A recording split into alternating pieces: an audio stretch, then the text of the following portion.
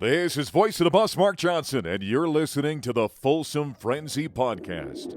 If we are struggling in the run game, why would we not bring in an extra big body, try to set the edge, try to help your O-line to move some bodies, create some gaps? That's probably the worst interception I've ever seen. Right, he throws it basically directly to the DB, to the point where Topher was like, he must have been hit. He wasn't really hit. He just missed the throw. Welcome to the Folsom Frenzy Podcast. This is the first podcast where we're all together. Possibly the only. Possibly the only, because Chase hates living in Colorado. If he would move here like I did, we would have them all together. So, with that, after coming off a loss from Kansas State, guys, what'd you think of the game? Wow, what a game, right? That was a classic, absolute classic game. It obviously not a good outcome for us. You know, we obviously want to win the game, but man, to fight back the way that we did under immense adversity, right? Immense adversity. When you're down two scores against that team, when they're controlling the clock the way that they were executing. Giddens, beast. Running back was unbelievable. Like, he was just a yards after contact machine yesterday. I guess this morning you could even say, man, it was a late night. But what a game. We had it in our hands. Like, we had that game in our hands. We took the lead. So I even think back on some of those close games last year. It was really just the Arizona game where we had the lead the whole game and then just let it falter at the end. Mm-hmm. But this one was, we actually had the lead. Like some of those other games where we always talk about Shedeur was the best quarterback in the country, down 3 scores in the fourth quarter. But yesterday we had it. It was in the tip of our fingers, and just 1 or 2 really, really bad defensive plays, right? That wheel route that was 40-something yards. Who could have seen that coming? Who saw that? Everyone in the stadium. Because UCF didn't do it too, right? Yeah. I mean, that was rough. And then the toss-up. I know people were saying that was just like a great throw. I don't know how great of a throw it was. It reminded me a lot of the Joe Flacco throw to over Raheem Moore in the Broncos playoff game many years ago. The Ravens fans like to refer to that as the Mile High Miracle. That was rough, man. But I'm just so glad to see that fight. I think there's a lot of positive we can take from that game. And despite the fact that it's still fresh and hard to take in the moment, I liked a lot of things that I saw. The injuries, fighting through the injuries, wow. I mean, that is a big deal. What do y'all think? I'm having a hard time being upset about that. And even leaving Boulder last night, like, it's hard to be disappointed with how, I mean, the team fights, right? Like, you fight through adversity, you fight through going down. You know, you had the lead originally, you go down, it looks like it was over, you fight back, you go and get the lead. And so, you know, losing Travis obviously hurts. I think Marion Miller, I don't remember who the other injury was, but Jimmy Horn, yeah. And Omarion. And so, I mean, thank God our wide receiver core is so deep because you're able to come back from that. But there's just a lot of areas that were frustrating, but good to see. And we'll talk about this more, but the O-line really played well despite what people are going to end up saying and gave Shedeur a lot of time. Unfortunately, he was holding the ball too long, but it's really hard to fault Shedeur either. He put up eye-popping stats. We don't have them right in front of us, but over 350 yards, maybe like 6 incompletions. And so, great game by him. The defense was a little bit frustrating, but that's a team. It's hard to walk away from that game and think that was a really bad loss because K-State is a good team. K-State is a good team in the Big 12. K-State is a team that is hard to defend on the run. So it's hard to be down about our run defense because that's just how K-State wins games. And so, this was a game when I was walking away from Folsom last night. This is a game where we would have gotten absolutely 60-pieced in previous years, right? And this was a game where we would be embarrassed and the stadium would be empty except for us and the K-State fans. It's like what we did to UCF 2 weeks ago. And so it's you could see the progress, and I'm really not that disappointed with how the game went. It sucks to lose that way. Unfortunately, ironically, we get the interception. It would have probably been better if he had just fallen over and gotten tackled immediately instead of taking it back 70 yards and then getting tackled, because I was thinking about that if we had been able to run out the clock or at least get the field goal, take it to overtime. But, in the moment, and it was so fun, and it's an exciting game. And really, I mean, Colorado has not had a game this year that has not been great TV other than the Nebraska game, right? Every game is exciting. And maybe Colorado State was more exciting for us because we were absolutely club thumping them. But Colorado is a great football product on TV. I don't know. I'm proud of the team. I'm proud of the fight. I'm not too upset about that one. Yeah, I'm frustrated because that game was winnable, and we didn't execute on so many things that we had executed throughout the season, and we still had a chance to win, and we let it slip. And I think the most frustrating part is the way the defense was called on that last drive. From the film, anyone that watches the film knows the wheel route is coming. Anyone that watches film knows that if you force Avery to make throws, it gives you a chance. Only one guy on the right, Toph? Yeah, so we called a cover 0 on that last one. You called it before the play, too. I heard you saying it over my shoulder, like, it's cover 0! Why are we in cover 0?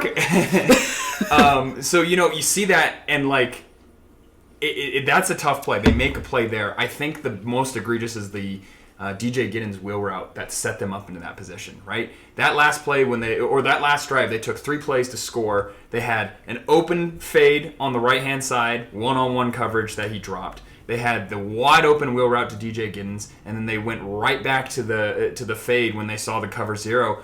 And their guy just made a play, right? Their guy makes a play, but we take out that wheel route and we force them to chunk down the field. I feel like we're in a much better position. So I'm proud of the effort. I think we sent a message to the Big 12 that said, this is one of the best teams. K-State is one of the best teams in the conference. And we went toe-to-toe with them, and we were pound for pound every bit as good as them, despite losing our best player, despite not executing in the run defense. So I think we feel good coming out of that, but a loss is still a loss. Yeah, that's rough. So you went back and rewatched. I did. I know I just said that in real time it felt to me like that was just a toss-up ball that got won. Is that what it looked like in the tape too? I saw a lot of people talking about how it was a great throw and all that stuff. Did you see it that way? It was a throw. I'd give the throw probably like an A-, B+. Okay, that's pretty good. It was an A+. Pretty good throw. It's an A+ effort from the wide receiver. He did a great job of getting outside on his release and then stacking back on Preston Hodge. Right, so the ball's a little underthrown. You can see he sees it. He kind of slows down a second into Preston to draw that defensive PI and still maintains the catch to finish the play. That is really good wide receiver play, and that's just one of those things as a DB you go, well, I played that exactly how I was supposed to. I was right on his hip pocket. It was a little underthrown, and then I hit him. That's the way it's got to be. I just wish Preston Hodge would have been like, well, if I'm going to get the DPI, I'm just going to take him down right away. Yeah. Right? Like, at that point, I know he's going to be a DB on Sundays, and they don't really want you to do that because it's a spot foul. But in college football, it's 15 yards and we get another chance. So let's take our licks there. Let's learn from the tape. But shoot, God, we should have had that one. I know. Speaking of DPI, I know everyone's been talking about that play. Man, I did go back and see that. That was pretty egregious. It was weird because in the stadium it didn't feel like it was that bad, right? Like in the stadium we all looked at each other and were like, yeah, it's probably not DPI. But watching the replay, the referee is literally standing right there on top of it. We're talking about the last play. The last play. Yeah, to Will. Was it to Will? I believe so. And I guess the argument is that it was uncatchable, but it wasn't. Like, that's definitely a catchable ball. And the problem with that rule, right, is that it's so subjective, and I don't know. Like, I think you have to give the benefit of the doubt. Now, I also understand the referee's not going to throw that flag in that situation, right? Like, you need to go out there and earn it. And remember, it was only 4th and 6. Like, we did not have to throw the deep ball whatsoever. And frankly, we got away with converting on a lot of 4th downs over and over, and part of that's Shador's magic. But and so that's why I'm having a hard time. Like, going out of the stadium, all the fans are heckling K-State, and they're like, "Oh, you won because of a missed pass interference call."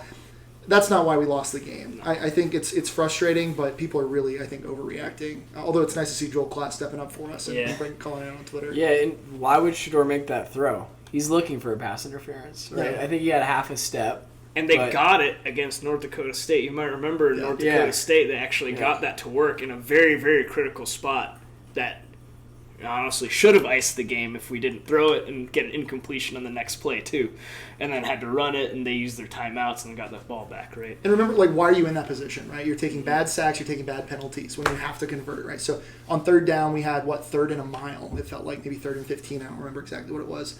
And you got 10 of the yards, but you shouldn't have had to get that many yards, right? Like, if you don't make mistakes beforehand in the drive, and if we hadn't been calling bad timeouts throughout the entire second half, I think it's hard to just everyone wants to blame the referee, but there are so many self-inflicted wounds that are just like stupid mistakes that can be fixed against a good team. So I think people are overreacting to that personally. And I think part of that for us too is because we're so used to seeing this type of disappointment.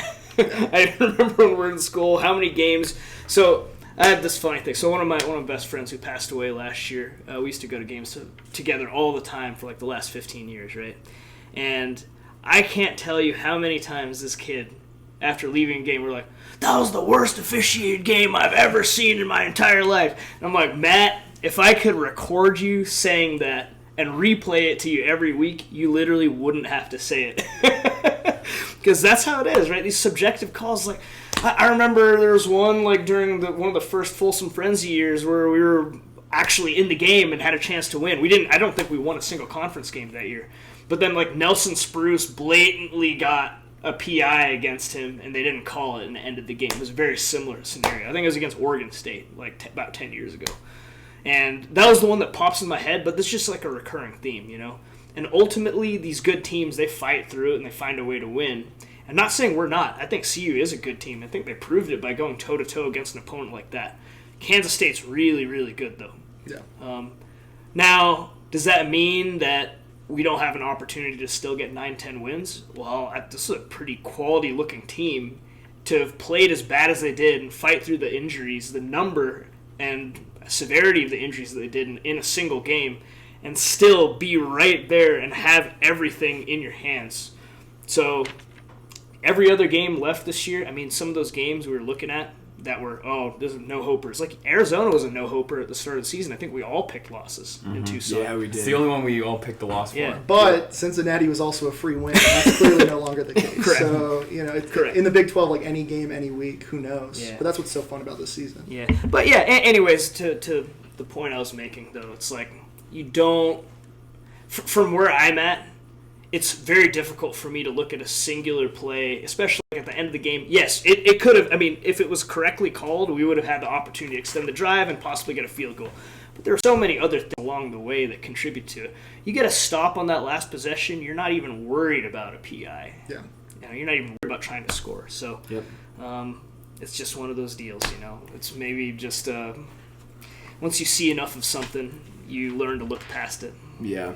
So let's chat about some of those things we could have improved upon. We'll start with offense. I know, Chase, you love Pat Shurmur. I'm going to start with you, but before I pass it over to you, just to give some stats, Shedeur was 34 for 40.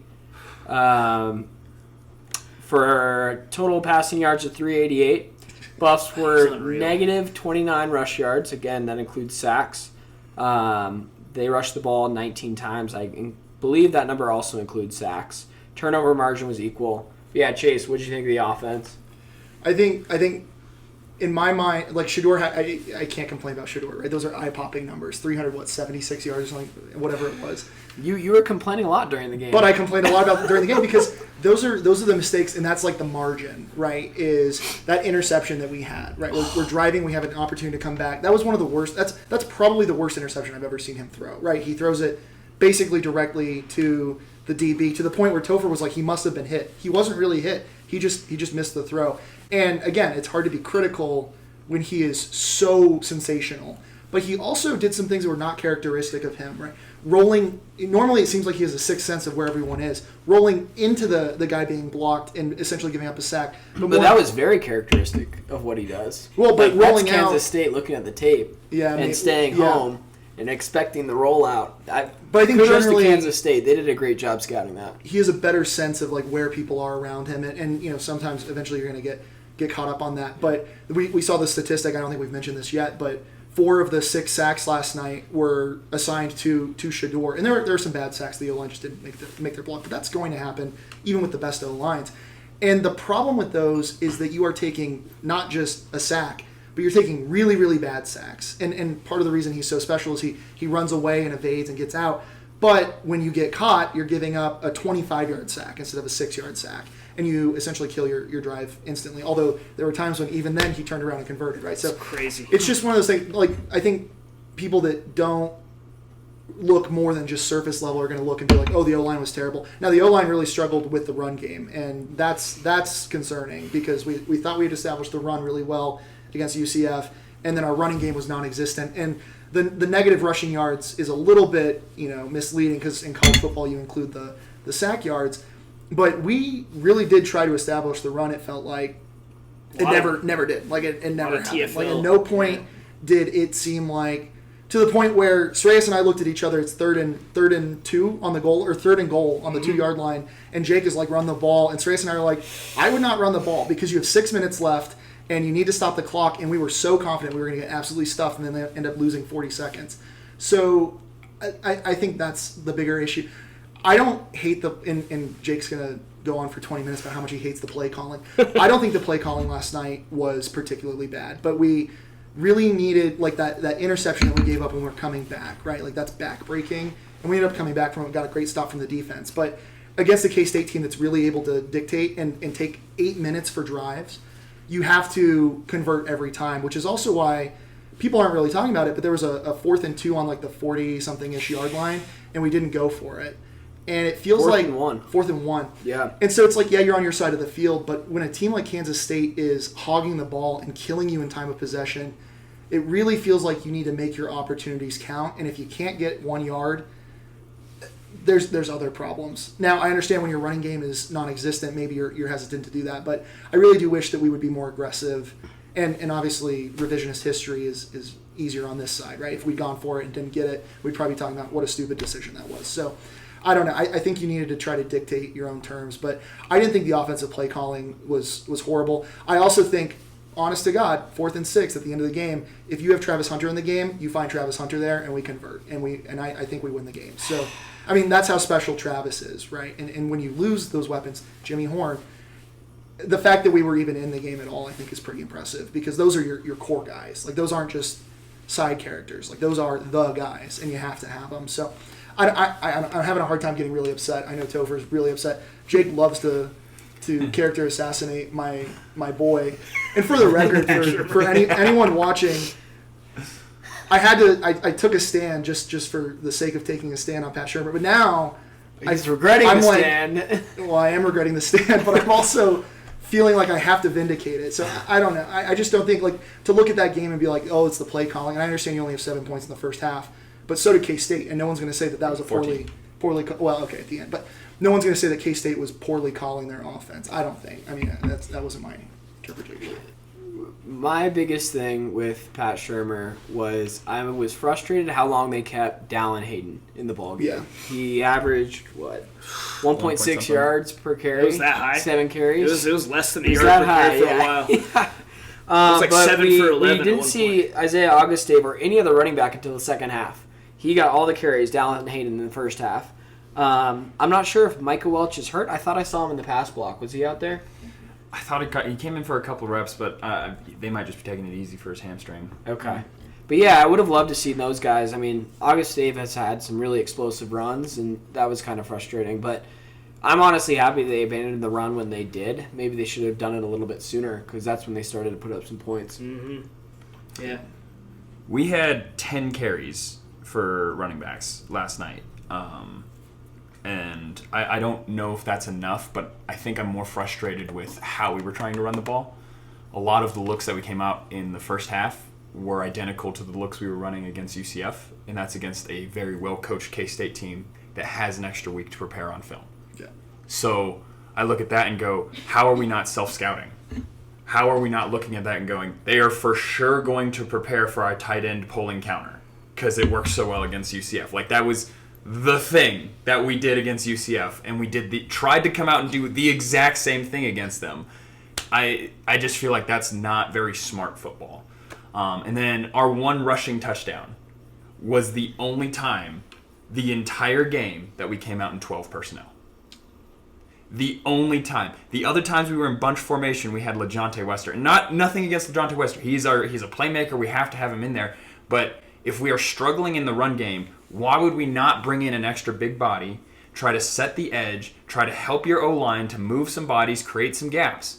The other thing that we looked at, or that I saw on film, is when Dallin Hayden was running the ball, there was a lot of times he just wasn't running to the gap. Like, there were holes. Yes. And he was like, I'm just going to Yes. run directly in the back of my guard and then just hope something good happens. I think we talked about that during the game. It looks like he's literally like heat-seeking missile into our left guard's back. Like it's personal. Like he's like And then falls over. It has to be intentional. Like there's no way that he's not doing this because you're right. There is a hole, and I don't know. I'm like, you look left. Just, oh. But so again, there were times when the O line was definitely getting beat off the ball, and they had good run gap responsibility. But for only 10 attempts, it makes a D line's job way easier if you're like, yeah, they're gonna pass it here, so I don't even have to worry about my run gap. I can just pin my ears back and come after this guy because I know he's kick stepping, and I know if I get under his pads, I'm gonna have a chance to get it into Shador. So as far as abandoning the run, I get it because we were behind. But I'd love to see more creativity. I'd love to see more mix-ups because that's exactly what was so successful at UCF is the fact that we did mix it up. We brought in a tight end. We started running those counters, and that was successful. So take that formula and apply it to Arizona, please. That's all I'm asking. It was also really impressive on the flip side. I already mentioned this, but man, Giddens, unreal yards after contact. True. We simply do not have that. Who's the last running back that you guys can remember that we've had that was just like a bulldozer and would just absorb hits and just keep running? Who was the Mangum? No, it was. I thought you had McMillan. Oh, Trayvon McMillan. McMillan. That's been wow. That's a bit of a. I was going to go back to 2013. What was his name? Or 2014. He's kind of a bigger, beefy back. Like Christian Powell. Yeah. Christian Powell. Phil, had a lot of yards after contact. Phil got yards after contact because he had so much heart, right? He just refused to get tackled. This is not a commentary on our running backs like not trying or whatever. Right? Right. They just haven't shown that consistent ability. Mm-hmm. The other one that I remember seeing this week was Cam Scadaboo on Arizona State. He had that great. It was unbelievable how he kept his balance on that. It was a 4th and 1 play, and he ended up getting like a 45-yard touchdown. Right? Yeah. Our guys just don't seem to have that right now. And part of it, okay, Kansas State has a really good front seven. That's a big part of it for sure. But I do wonder what it would be like to put someone like Giddens in our offense. Do you think that he would struggle the same way? Is there a supreme lack of creativity that even, that bounce back ability, whatever term you want to use, that he's displayed just simply can't overcome? Anthony Hankerson might be your case in point. Could Evidence be. there. He looks great at Oregon State. Yeah. He looks great. But I think Giddens he's bigger though. But he's also very patient with running, right? Like you always see him stutter step, and we were biting, and a certain safety in particular was really biting last night. Certain safety. But we were really biting on, he would just wait and be patient, and then you would see, the whole line is going this way, and then all of a sudden we bite super hard, and then he's running the other direction and consistently getting 12 yards. And we have to rely on our safety really to make the play, which maybe we'll talk more about when we get to defense. But I think having a patient running back, because the problem with Dallin Hayden is I don't know if in the moment he feels the need that he just has to go and has to try to find the hole, and maybe there's more there, but that's the problem, right? Is you're running because you're not being patient and you're not finding the hole. Instead, you're just trying to force a hole through the back of your left guard or wherever. And so I think that's probably part of the issue. And, while we're on the subject, how unbelievably painful is it that Dylan Edwards somehow finds a way to convince his coach to become the first and goal running back to punch one in on us when clearly he should not have been the guy, right? Based off of size and all that kind of stuff. What a middle finger that was. And frankly, if you didn't bet on Dylan Edwards to score a touchdown, knowing how CU football has gone historically, that's on you, because that's just always how it has to be, right? And I don't know if Lamonius Craig is still at Arizona. He is. Might have to hit that next week, even though he's done absolutely nothing really at Arizona. But it's just so painful on that side, and maybe we can shift to defense now. I don't know if we're ready to do that. Before we do, real quick, what do you guys think of the O-line? Obviously, run block wasn't very good, but to read out their pass block grades, it was actually pretty solid from PFF, especially Jordan Seaton with an 87.7, Hank Zielinskis 72.9, Kareem Harden 72.5, Tyler Brown 72.5, Phillip Houston 67. So, want to talk about O-line real quick, and then also, before we get to that, just shout out to the wide receivers that stepped up. Omarion Miller had a great game. Man, all those young receivers really stepped up. We're going to really miss Omarion. So he's out for the season as far as I understand. Officially? Yeah, broken leg. Wow. But yeah, O-line real quick. I mean, you were hinting at a little bit, Chase. What was the stat you said? 4 out of 6 sacks? 4 out of 6 were on Shedeur. And I thought Jordan, even though one of them I think was assigned to him, which I think might have been the one where Shedeur rolled into him, but Jordan had a really, really good game. Like, he looked awesome, right? He's taking guys way out there like a tackle's supposed to and giving a lot of space. I think Shedeur really does that spin thing that you were talking about, and maybe it's predictable. I wish Shedeur would step up in the pocket a little bit more because they're doing a good job of like building a pretty big pocket. Mm-hmm. And Hank Zielinskis, we were pretty critical of him, if I remember correctly, after the North Dakota State game. Mm-hmm. He has really stepped it up, and he's not. I think he's a sophomore. If I remember, he is. Like he's really impressed me because I was not thrilled that he was going to be our center this year. Don't feel like he's big enough. He's probably still not big enough, but I feel like he's had a really quite good season. I think it's really, and I mentioned this earlier. I think people are going to complain about the O-line because that's been like the trope for the season. But that game is not on the O-line. Maybe more so on not being able to establish the run, but I also think that's, like we've talked about, there's other issues there as well. But I thought pass blocking wise, that was maybe the best game they've had since Coach Prime has been there. Even though some of those sacks were really, really bad, there were times where, we looked at each other and we were like, he had all day to throw that ball. And they just, Jake in the previous episode mentioned that the corners for K-State were terrible. I did not feel like they were terrible. They were covering us up, and so Shedeur wasn't able to find guys downfield. But if Shedeur wants to be successful at the next level when he's an Las Vegas Raider, he needs to be better about throwing the ball away. And clearly someone talked to him last night because towards the end of the game, he was doing a better job of that. We ended up taking intentional grounding anyway because he wasn't getting it to the line of scrimmage. But you have to be better about that because you can't be forcing throws. And you don't always have to be Superman. Like sometimes it's okay and the best possible thing to just throw the ball away and live to fight another day, especially when you're so talented at wide receiver. So overall, I'll get off my soapbox, but I really do think the O-line impressed me last night, and maybe we'll get killed in the YouTube comments for saying that. But I just don't think that game's on the O-line, and I thought they played pretty well. Really quick, to Shedeur's credit, in the post-game press conference, he said, I took too many sacks. Yeah. So I think he's starting to realize it. And if he can develop that part of his game, he's going to be a really talented NFL quarterback. Yeah. I hope it isn't a situation with him like it was with Montez where he started developing bad habits because of some of the bad O-line play. I don't know if that's what's happening, but I remember all of us were commenting in real time. We were looking at the stats and saw, do we end with 6 sacks? At some point, okay, so when we were looking at the stats, like, wow, that's a lot of sacks. I don't remember the O-line just being a sieve, though. Mm-hmm. And like we were just saying, Kansas State's front 7 is really good. Clearly they're really good. I think they've had a really good season, too. And it just felt like he had time. And frankly, they converted on so many 3rd and a billion. Like where it was like 3rd and 20 and 3rd and part of that's the sacks that you put yourself behind the sticks. What was 3rd and 28? I think yeah, there was. But then so for what we just said about Kansas State's secondary, being better than we thought.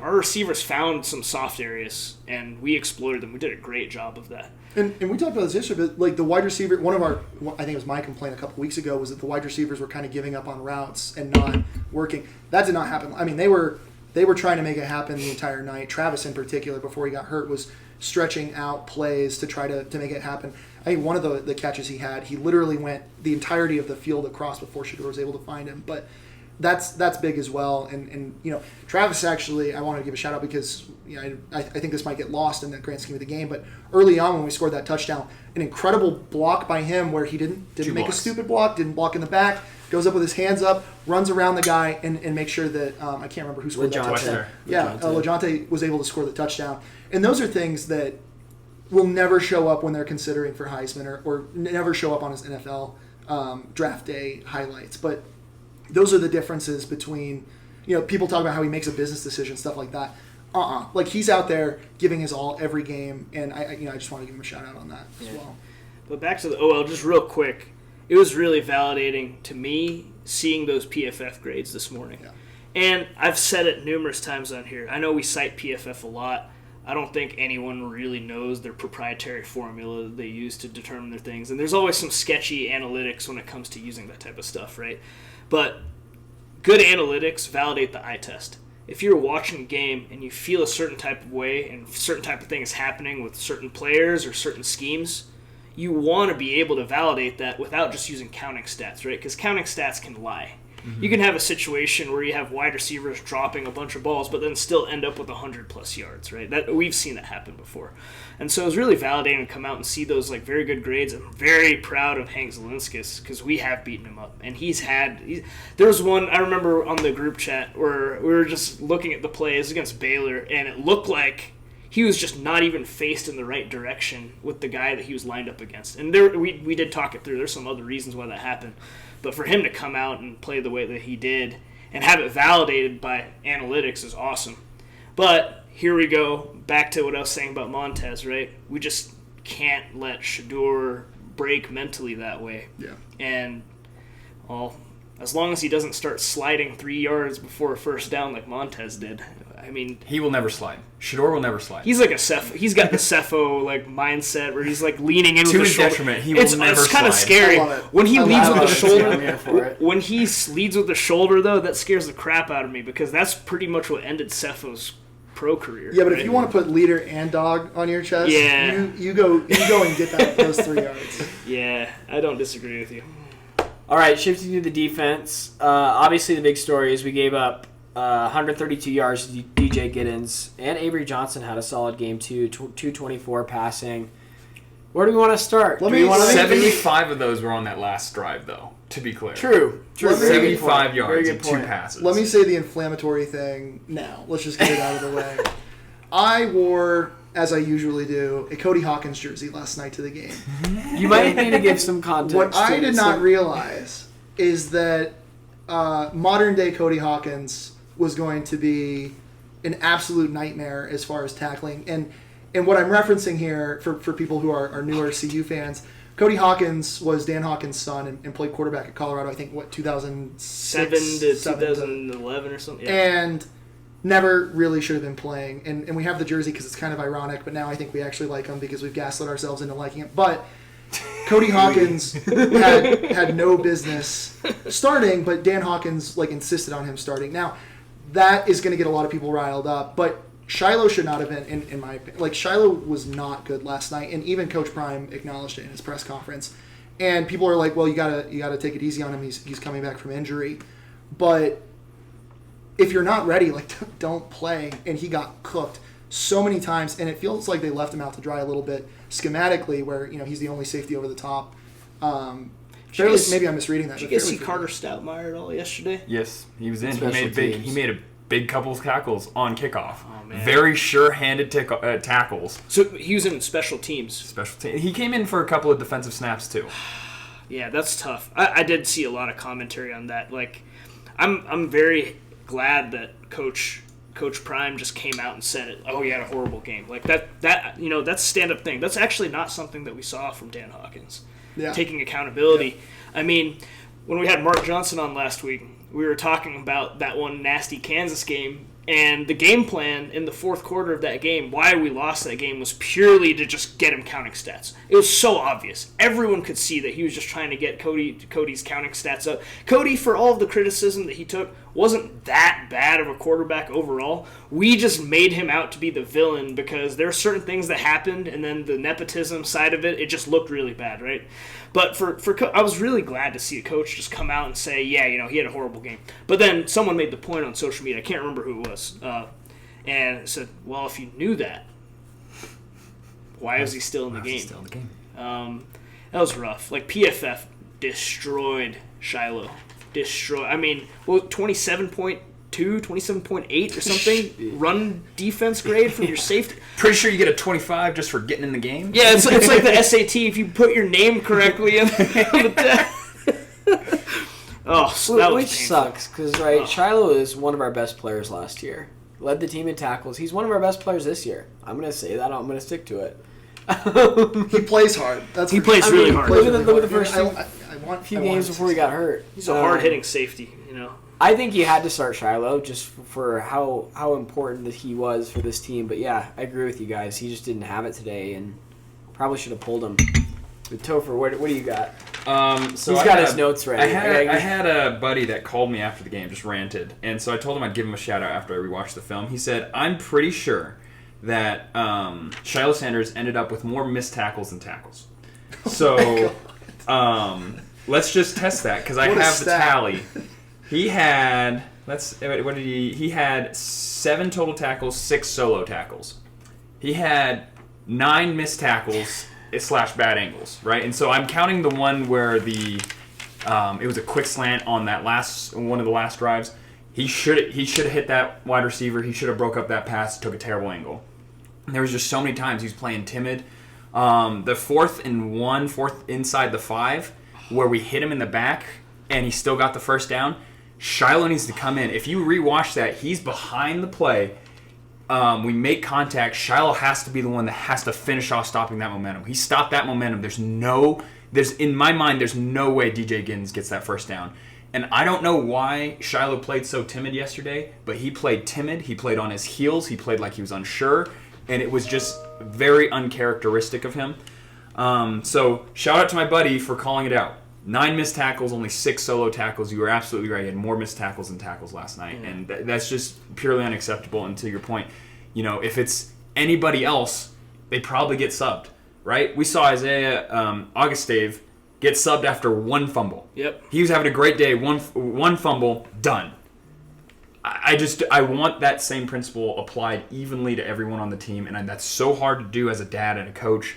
But that's the expectation that we should be demanding. Yeah. Yeah, that was just tough to watch. I really, going back to that 4th and 1 play, I thought it was over after that. I was like, we're down 2 scores, and if we don't score, the one on the goal line. Mm-hmm. Yeah. I was, we hit him in the backfield too. We were all like, oh my God, we stopped him. That's not a first down or a touchdown, and then how backbreaking, to stop them from the goal line, but by the way, 6 inches in front of the goal line, they get a whole new set of downs. So backbreaking. No, that was rough. And then turn around and have that quick. Well, calling it a quick drive is comparatively. I mean, in terms of game time, it wasn't much, but in terms of all the Kansas State players that were injured after every single first down. Did you go back and rewatch that? Were they real injuries? Were we just losing our minds and gaslighting ourselves? One of them was a cramp. So okay. I think that guy's kind of like just eat a banana, bro. Limp off, dude. It's not even that hot in Colorado. Just need some potassium. Right? That's it. The other ones, there was 2 guys that literally crashed, 2 defensive guys that crashed into each other, which looked like Dumb and Dumber in real life. Hilarious, right? Like just wow. And then the other one, he kind of got landed on. So they were real-ish injuries, I guess. But God, the consecutiveness of it kind of sucked. But you look back at it and go, that really helped the Buffs. Us in the crowd pissed us off because I want to build momentum. But it helped our defense so much because probably 15 minutes passed that our defense was just sitting on the sidelines drinking Gatorade, and only 2 minutes of game time passed. That was the absolute best possible scenario for us. The other thing I do want to bring up on my notes that I forgot to mention, on Dylan Edwards' touchdown, that was also Shiloh's run fit. Oh, my God. And he got pushed 4 yards deep into the end zone. He got manhandled at the line of scrimmage on that play and allowed Dylan Edwards to score a touchdown. So once again, sorry Shiloh, but you're going to get just cooked on social media this week because the All-22 film is not going to help you look better.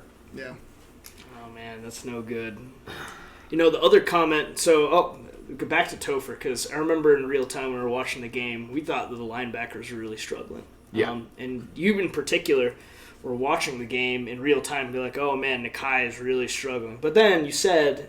I thought Nakai made some different... Of the linebackers, I think Nakai probably played the most consistent game. He made plays in the pass game. He made plays in the run game. When he would deliver hits, he was delivering hits. With that being said, as a group, as a defense, we tackled like shit. Yeah. There's no other way to put it, right?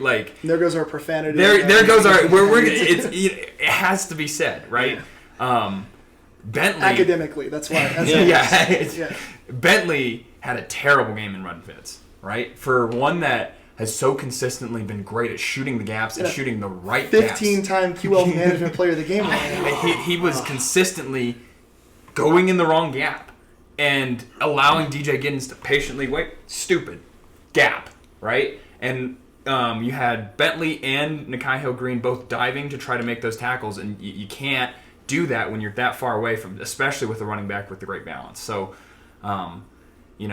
our D-line was getting pushed around. That O-line they love run blocking, and you can tell. Mm-hmm. And they get downfield, and they move people off their gaps. But the combination of us being bad gap, us being bad at tackling, and us being just allowing us to get pushed down the field really just allowed them to run all over us. And you guys know how much I hate to take a victory lap, and viewers will know this as well. It pains me to have to do this, but get out of here. Last week in our preview, I think I said, like, the way that we beat K-State is the same way we beat UCF, which is to get them off their game plan and make them play differently, right? And against K-State, as it would have been with UCF, or as it was with UCF, you have to make it so they can't just be running the ball and dominating the time of possession. And we let K-State run their game the entire time, right? K-State was pretty much, other than that last drive where they ended up being able to pass. But, and I'll touch on this very quickly, but everyone's upset because everyone's like, well, the one time we need to play prevent defense, we don't, right? And you were upset because we did a cover 0 on that. But I like it because K-State has to run, right? And so you say, you know what, Avery Johnson, you have to throw the ball, right? I like that. Like, make them be uncomfortable and do that. And if they beat you, so be it. And they did. You know what? Yeah. Credit where credit's due, they did it. But to win this game, like I said last week in my infinite wisdom, you have to stop them from being able to establish the game. You have to stop them from dominating the time of possession, and you have to make them throw the ball. And we really didn't do that at any point that game, and I think that's why we lost, right? Is the defense was not able to, and part of that is, we get the ball first, we don't score, we immediately give it back, and all of a sudden they're able to start running their offense, and we ended up getting a stop. But that's a very good offense, and that is a very good offense when they are allowed to just run all over you, right? That's what they did against Oklahoma State. Oklahoma State slowed them down at the beginning, but eventually K-State was able to dominate because they were able to run their game plan, right? Avery Johnson, I'm going to say it right now, maybe this is inflammatory. Avery Johnson's never going to play on Sundays. He is not an NFL kind of quarterback. He is Hall of Very Good college quarterback, but he is very challenging to game plan against because he will beat you on the legs, right? And there were several times where we were like, no linebacker in the vicinity, right? And we're just like, ignoring the fact that Avery Johnson's going to run all over you. And what does he do? He runs a quarterback draw for, it was, I think, 3rd and 10, and he runs for like 20 yards. You can't let that happen. You can't let them do that. And so the fact that we did, it's not surprising to me, and that's why I'm proud of the fight that we had. But I think if we go up 14 early, or if we had the drives like we did in the second half, where we go down quickly and score and we look unstoppable, then that game goes very differently because Kansas State has to be able to run the ball and take time up and do 8-minute drives, and that's exactly what they did last night. And we got to talk a little bit about the D-line. I think losing Dayon Hayes in this game was huge. Yeah. He's our big run stopper on the edge, and didn't have him dressed for this game. I think that's really noteworthy. On the flip side, I thought we did a good job rushing the passer. BJ Green with 2 sacks. Finally, he had a solid game, at least on pass rush. But yeah, could have expected more from the D-line from a run perspective. It's ironic that like one of the hardest quarterbacks to sack that we faced this year, other than maybe North Dakota State, is the one that we're able to get home on. Like that's very weird to me. But it also shows that's an O-line that loves to run block. Kansas State's O-line is not a very good pass protection offensive line. You don't need it. They don't need it. Right. And so they know what their bread and butter is, and you just get a bunch of guys. The fact that they have an O-lineman named Panzer, which is also the name of a tank, like that's so cool, right? Like that is so cool. That is a run blocking. Like I would recruit him in the same way that we should recruit Mason Crosby to be our kicker next year. I would recruit that guy for O-line just on the name alone. Clearly it works. So. Instant bid. It's tough to be too upset. That's phenomenal. Topher, did you have anything else? You want to shift to special teams? Yeah, I did have a couple of more things on the defense. So, I think this was one of the worst games that Livingston has called. And I don't know if it was the loss of Travis that kind of got him out of his game, but if you remember, I think it was the 4th quarter where we had a 3rd down and BJ Green got a sack right? So they're put, or second down, it was 3rd and long. They ran the same exact play, the second one. And I remember saying to you guys, good thing we got a sack because the crosser was wide open. Yeah. And then the following play, what was wide open? The crosser. Yeah. And it was because we stayed in man. We were so predictable, right? He looked at that and went, I bet they're going to play man. I'm going to call the same exact play and have the same corner get picked in the same exact way, and he's going to be wide open, and then we're going to convert a 3rd and 14. That type of predictability in play calling cannot happen. And so I know Livingston's going to go back to the film and look at this and go, without Travis, I have to change up how I'm calling defense. Yeah. We can't have man defense. And this season, 2 times Preston Hodge has gotten beat when he's playing that edge guy on a fade. He's a slot corner guy, and Travis is your edge corner guy. And so if Travis is out there, Travis is going to be on that edge corner. I like that matchup a lot better. Preston is great from the slot. I just think if we put him on the edge that way, we need to put him in places he's going to be successful, and playing man defense there is going to be really tough. And we've been complimentary of Livingston's halftime adjustments, but he should have known that Travis was not coming back, right? He got hurt at the very end of the second quarter. So at halftime, I'm a little bit surprised that, if you're used to Travis shutting down an entire side of the field, and that's how special he is, and if you know he's probably not going to come back in, I think he was already marked as questionable to return at that point. Why not run more zone defense? I just don't understand. And at the end of the game, right, we're running man defense instead of prevent, and we get cooked, and they were cooking us. And how many times did Kansas State hit their hands pass where it would have been even worse last night, if not for the fact that it hit them in the hands and they dropped it probably 3 times, including there was one where touchdown. There was one where the guy had an ocean. I don't remember if it was Giddens or I think it was Dylan Edwards had one. Yeah, Dylan had one. It was a 3-play drive, and the first one he dropped in. Well, that's because Cam laid the wood on him. He's running his mouth, and Cam's like, none of that. Calm down, buddy. But the one with Giddens, that was actually on a 3rd and 8, I believe, and it would have probably been a 70-yard touchdown. Yep. Whose man was it? Just flat out dropped it. Whose man was it? Was it Shiloh's. Oh my goodness! It was Shiloh's. We blitzed 6, so Cam was blitzing, and we tried to get it out, and no one accounted for the running back, and you can see the outside corner takes tight end. The linebacker takes tight end, which means the safety, if we're doing blitz in 6, he has to take the running back, and you can see Shiloh hop, oh crap, and then run there. So, but to your original point, why are we not making that adjustment? Everyone knows that Travis is that important to your defense to be able to run man, right? That is the great benefit that he provides to a defense. And so I was just surprised because we've been so complimentary about the adjustments he makes, and normally he makes really good adjustments. And I was just surprised that we didn't, especially in the right situations, like the end of the game, didn't make those adjustments. To give credit where credit is due, that's what makes Kansas State so good. Is how do you defend them? Yeah. You gotta defend the run. You gotta send a couple blitzers. You also gotta have a spy to contain their quarterback. And when you have a spy, you lose a guy in the zone, and you gotta rush 3, or you have a hole in your zone. What are you gonna do? So I also gotta say some credit to KSU there. I was commenting a lot on our preview podcast about containing Avery Johnson in the running game. We did actually a really good job of that. We did.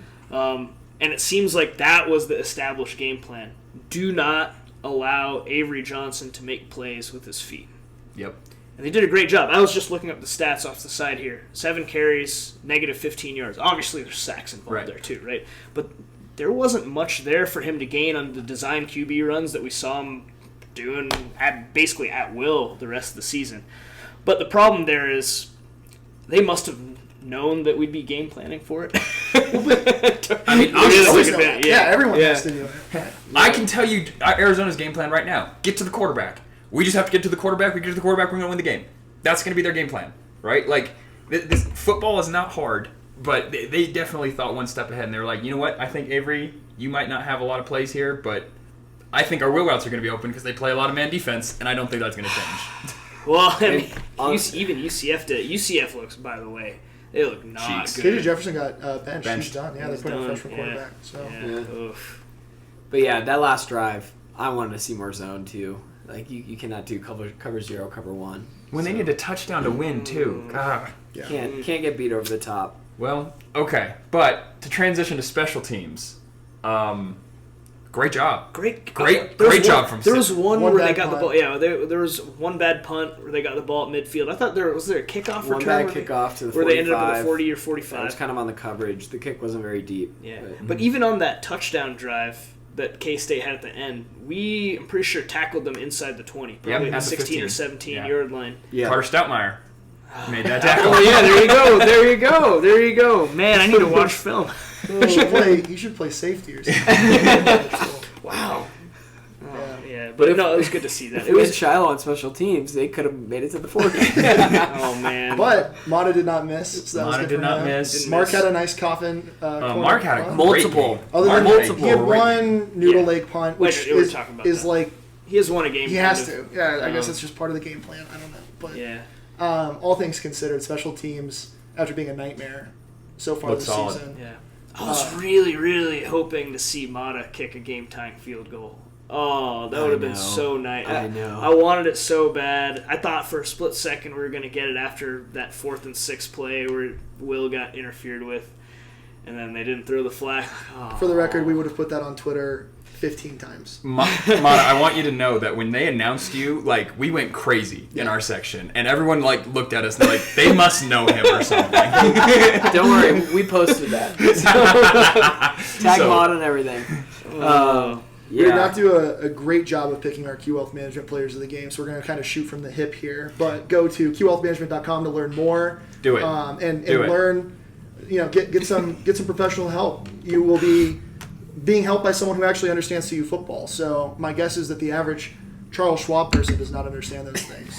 Wow, okay. Just going to throw that out there. That's a direct challenge to Charles Schwab. By the way, none of us work there. And our advertising pitch was very specifically written, so I apologize if I've gone outside. He's nervous now that we're all in person. Now he's like letting it all get to his head. He's usually dialed in his like Zen zone where he's just like rattling do it the off. ad read right in front of me. I don't know, last Q Wealth Management, he got all the players wrong. So let's see how he does this time. All right, Jake, so it's all you. Offensive player of the game. Who you Okay. got? Offensive player of the game. We got Shador Sanders. Just kidding. Omarion Miller. He balled out. He stepped up. Next man up mentality. Did a great job. I think had over 150 yards receiving. No touchdown, 145. Yeah, I don't. 145. Which is crazy. Yeah, no 145 touch, wow. yards without getting stopped by the end zone. That's Yeah, crazy. it's a bummer he got hurt. Pretty there. spectacular. He was on his way to 200 for sure. Yeah. And then defensive side of the ball, defensive player of the game, Q Wealth Management player of the game. Did we go with Shiloh Colton Sanders. Hood Shiloh or Sanders. Shiloh Sanders? Yeah. Shiloh Sanders. Yeah. No. Did we go with Colton Hood or Yeah, BJ Green? no, we said Colton Hood just because the magnitude of that interception. I get that it was a deflection and all of that, but And man, it was fourth down. And the That turf was- monster. It wasn't you guys- Turf Monster. He was too fast for Preston Hodge. Yeah. He got caught on Preston Hodge's foot. And the worst part, everyone's got their hands up. They're ready to just wall. I know. I actually turned around. I stopped watching the play because I was like, "Oh, he's got a sea of green." You know? He did while he was Yeah. losing his balance. But I it think he got didn't matter. legitimately 10 Ultimately, it yards. didn't matter. Yeah, it didn't matter. Well, yeah. Didn't matter. Well, That life sucks and then he died. No, it really. Yeah. What? Yeah, right. What was really painful now is like a tainted memory in a way, though, because that would have been like an iconic play, Yes. an iconic Yes. play of the prime era, and it just can't be now, right? Because we lost. But that was just so immense. Like, it was, 4th and 1, 4th and 2, and there it is. There's the game. And then all of a sudden, not only do you get the ball back, but now you have the ball in the red zone right away. Like, It needs to be said, we were next to Kansas State fans. They left. They after left, that they interception. left. Oh, yeah. They missed the win. They left. They just left the The stadium. moment the interception happened, he was like, "All right, we're leaving," and then just ran. yeah, yeah.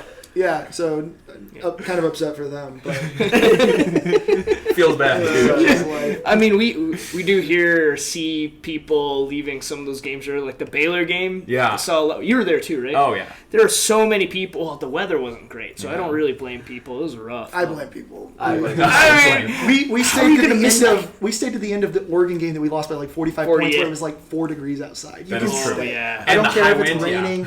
I don't care. Like, we've been miserable. We There were have. some cold games. It's probably some form of 2013. self-hatred. It is. No, it definitely is. I used to do that for the Rockies, but at some point I decided the Rockies just didn't deserve that kind of they commitment. don't. If they're not willing to commit to me, I'm not willing to commit to them. No, they don't deserve it. But should we do special teams? Yeah. Special teams player of the game. Did we even decide on one? But I think Mark Bassett. My vote's going to be Carr Startmeyer. I agree. Yeah, there you know. No, yeah, that's a good pick. Right. I think he set that edge on our edge of kickoff, which is huge, especially when we don't have a guy that can consistently get it out of the end zone. I'm very impressed with who did we just play? K-State's kicker. Oh my God. He kicked it out of the end zone every single time. Yeah. Every single time. There was no doubt. The moment it left his foot, out of the end zone. So. But if he would have came to Boulder, it would have been in the stands, and he would have easily be an NFL player. But no, he decided to go to Manhattan, Kansas, which has nothing out there. I do wonder how that works with the scouts. Because it actually hurts. It hurts your draft stock a little bit. So if you looked at Stonehouse, he was probably the best punter in his draft class and did not get drafted. He got picked up and undrafted. Is he still in Tennessee? Yeah, he's coming back from injury, so he's still one of the best punters out there. So it does hurt your draft stock a little bit when they see that you kick at altitude. Mm-hmm. But like, if you're good, you're good, right? And the bottom line is we have a history of producing good specialists here in the state of Colorado, right? Like Carlson's, both of them came from the state of Colorado. Mason Crosby from Colorado. J.K. Scott, state of Colorado. Mason Stonehouse. Crosby 2.0. Yeah, the new Mason Crosby. From our Mason hometown. Crosby, from our Chaparral hometown. High School. If you're tuning into the podcast, I believe sure they he's a play. huge fan, yeah. They play this Friday night, I'm sure. So go check him out. Wear your Buffs gear. Cheer him on. It is funny that not you. You don't get involved in this. We're from Parker, but none of us went to Chaparral. I should have gone. Yeah. I don't even. Chaparral's my home do we even school. know if Mason Crosby 2.0 has been offered by Colorado? I don't think he has. He right? is not. But we are recruiting a player that Colorado might not even offer. You're not allowed to say that. Not really, are we? Yeah, we're gonna get an NCAA infraction or something. Speaking of recruiting, should we shift? Wow, what a to that? smooth transition there. Speaking of recruiting, the Buffs also had a kicker on campus today. He is committed to Baylor. I'm blanking on his name, but as I pull it up, maybe you guys can kind of fill her for me as I pull this up. He's big frame, really big leg. I love the way he kicks, and the ball pops off. But right now he's committed to Baylor. He's a 5-star Coles kicker. We have like 3 5-star Coles kickers in the state of Colorado. That's crazy. So why can't we keep them? We should definitely get the pick of the litter here. I don't know why we don't. Imagine if Colorado produced 5-star talent at positions that mattered instead of just like okay. Whoa! Got his name, Red Armstrong, out of Colorado, out of Monument, Colorado. So pretty not close. the best name for a kicker. Yeah. What's going on in the Springs, like with the Carlsons and this guy? And there's a culture of kicking down there because the guy that I know that also can kick touchbacks every single time lives in Colorado Springs. Wow. So I don't know what it is that they put in the water there, but they make kickers down in Colorado Springs. That's frustrating. I really, it's not like Utah and Cole Becker are doing that great this year anyways. Why do we need him? We have he hit a 57-yarder, didn't he? I think he's got, well, he can kick it out of that. That's the thing. He can kick it out of the end zone. He can kick it out of the end zone. I think he had a 57-yarder against, who did they just lose to? All right, before Topher and Strays reminisce about a kicker who did not want to be with us. Jake, any other visitors this weekend? Any other visitors? So we had a slew of visitors, headlined with Nathaniel Boateng. 4-star linebacker out of Florida, Bradenton, Florida. And he's not committed anywhere, but he is a stud if we can get him. Seemed like he enjoyed his visit, so I'm excited about that one. We also had Christian Hudson. He saw CU blow out UCF, which is where he's committed currently. And he's like, I got to go check out Boulder. Got to see what's in the water up there. But he's a 4-star defensive lineman, or borderline 3-4-star. He's also a stud out of Daytona Beach, Florida. Luckily, they were able to get out to Boulder even with the hurricane, so that was lucky for CU. And then another stud defensive lineman, London Merritt, 4-star, 95 grade on 247, also from Bradenton, Florida. I believe they're both teammates at IMG Academy. Yeah, London went to IMG. So just 4 stars left and right. And then another really talented offensive lineman, a Matt McChesney product, Deacon Schmidt. He is in the 2026 class. He's one of the top linemen in the class. Right now he's a 3-star, but expect that to be bumped up. He's 6'5", 302, perfect frame for a lineman. So those were some of the guys that headlined the visits. There were some rumors that Draylon, what's his last name? The Alabama quarterback, 5-star. Keelan, thank you. Keelan Russell. He's the 3rd quarterback in the class, according to 247. He won the Elite 11. Would have been nice to get him on campus, but it seems like he's pretty locked up at Alabama. So back to the We Want Juju campaign. Back to the we want a transfer quarterback campaign. I think. Yeah. All right, well, let's go ahead and do a quick preview on Arizona. I don't actually have the over-under in front of me, so I apologize. We are 1.5 point favorites. We are 1.5 point favorites. Don't know the over-under, but I would imagine it's going to be an interesting game. Arizona was the game that I think we all picked to lose. They were the boogeyman for us. The only game. And turns out maybe Jed Fish was actually part of their success because despite retaining pretty much their entire team, have not been not bad. I think they're 4-3 or maybe 4-2 this, but I think they're 3-3. 3-3, yeah. But they haven't looked really good. Yeah, they look like a Jekyll Hyde sort of team, and so this is definitely, in my opinion, a winning, or should be a game that the Buffs can win depending on injuries, and I tend to think this is going to be an under game personally. I don't even know the over under, but I'm just telling you, I think this is going to be an under game. But it's interesting, I'm so much less excited to play an old Pac-12 foe that we've been playing. It's been really fun to play all these Big 12 teams that we haven't seen in a long time, and so to go in and play Pac-12 team, you do have to account for at least one touchdown from Montana Lamonius Craig because that is just how it always has to be. But Arizona is definitely a talented team. I don't know if Arizona is a team that's going to be able to keep up with a CU offense and a CU defense that I think people are going to be down on after this game against Kansas State, but I think is going to rebound nicely. Chase, here's what worries me. If Travis Hunter's out, he's not out. He'll be back. I'm saying, or if he's limited, in any way, Teteroa McMillan is a monster. Yeah, and he shredded us last year. He's been shredding a lot of teams this year, right? And I get that part of what happened early in the season with Arizona is they played some really bad competition. Like they played New Mexico to start the season, and Teteroa McMillan I think he went out for almost 300 yards. That was a close game, though. They were in It was a weirdly close game. And honestly, that should have been a red flag off Jump Street. Seeing Arizona give up like 40 or 39 points or something against New Mexico, who's just not good. New Mexico is really bad. I'm pretty sure they lost to a FCS team the week after that. If I recall correctly. They lost to an FCS before that. They lost to Montana State. Montana State, that's right. So, yeah, losing to Big Sky is never good. Arizona. Sorry, Topher. That's the premier conference in the FCS. Thank you very much. I mean, Missouri Valley's pretty good, right? It's the Big Sky in the Missouri Valley. That's true. Montana and Montana State are really good. That is true. But nevertheless, Arizona, I believe, played Northern Arizona after that, and that was actually a fairly close game, too. And then they got destroyed by Kansas State. I think it was 30-something to 38-7, 31-7 or something. Just never really in that game by the end of the second quarter. By like halftime, it wasn't really much of a game. And they did have a huge win over Utah, and I think everyone maybe read too much into that at the time because now Utah struggled as well. Yeah.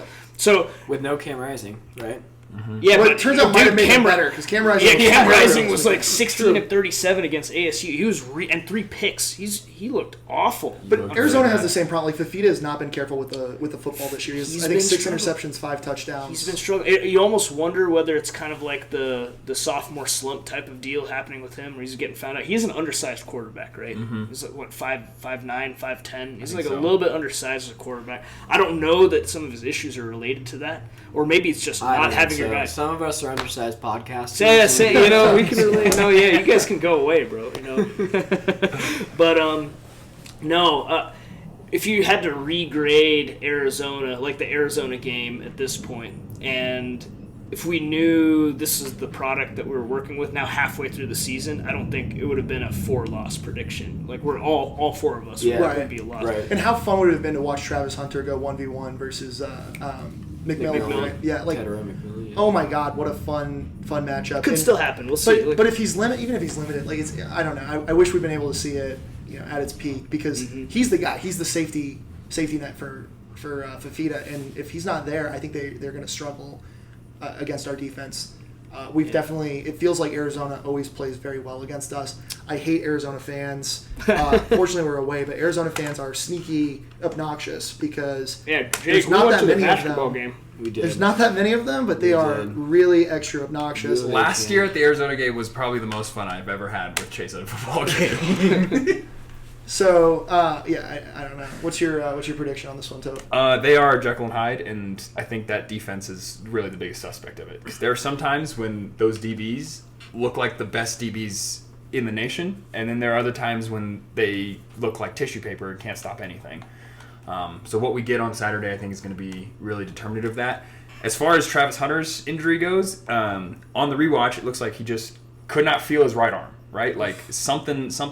His right arm was numb. He took his helmet off. He's using his left hand only. So to me, it looked like something with his right arm. Stinger. It's kind of a stinger. So they probably just wanted to play it safe as far as nerve, and like he took a hit somewhere in this area. So I think it should be fine. Right, I don't think it caused him enough pain to get him changed out of his jersey. He was still on the sideline. He was still engaged. He was still encouraging. So I do hope and expect to see Travis Hunter now. With Fafita and McMillan, those two are like the Shador and Travis of their team on offense. And Fafita is very to an elusive. extreme, right? Yeah, to an extreme. Yeah. And Fafita is really good at, like, to me, his game looks a lot like Russell Wilson when he was, creating a lot of plays. He'd roll out, look for McMillan, find him, and like That's their builds a really are good comp. their builds are pretty similar. About the size and all that kind of stuff. So. I think if we can keep him in the pocket and hope that we make him throw over the middle, I think we have a good time. So I'll take the Buffs in this one, and I think we win by a touchdown. Hopefully we get Broncos Russell Wilson. Broncos Russell, not Seahawks. Seahawks Russell Wilson. All right, Jake, who you got? I'm a little nervous with Arizona coming off a 2-game skid here. Getting blown out by BYU too. Yeah, they're going to be playing pretty passionate, but I think they only have 2 good football players on their team. Really good football players, I should say. Like next level type. Yeah. Well, I don't know. We'll see about Fafita being an NFL prospect. I think this team, by this team I mean CU, they're built different this year. I think they're going to rebound well coming out of this K-State loss. I'm going to go CU 35, Arizona 21. Yeah. I was very critical earlier on in the season about our offense, how they weren't playing well enough to actually be a bowl team even, like especially after that Nebraska game. But in defense of your Lord and Savior Pat Shurmur, they're moving the ball. They are moving the ball, and they converted how many long bomb? I can't give him credit for that. That's all Shador. But I mean, okay, we won't give Shurmur credit for that, but that's still our offense that's executing, right? And that gives me a lot better feeling going into this type of game. And since the run of weird score predictions finally ended, I'll probably just give you a normal one. I'll say 28-21 Buffs. Let's go. Okay. I'm going to go 28-13 because I think our defense is going to have a rebound game, and I think they're going to force turnovers. And I know I've predicted that basically every time we've done one of these, and every time we seem to not really get a lot of turnovers.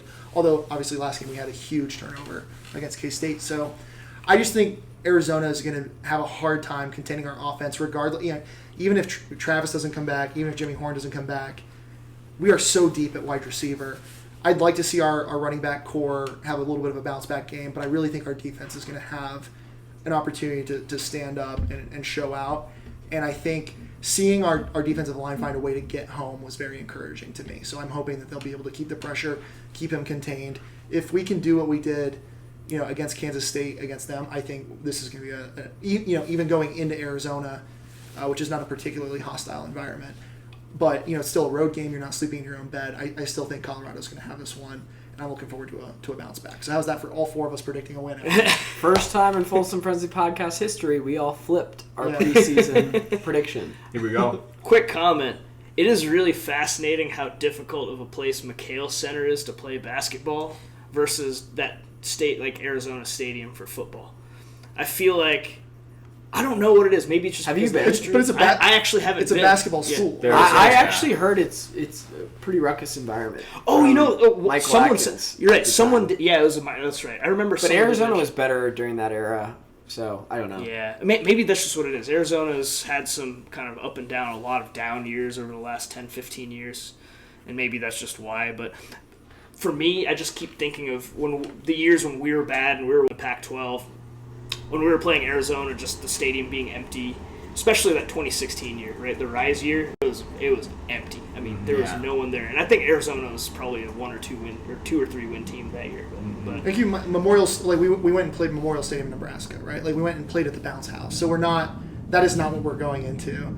And Jake's wife, who's a Nebraska grad, is over here cheering for Memorial Stadium, but it's a tough environment.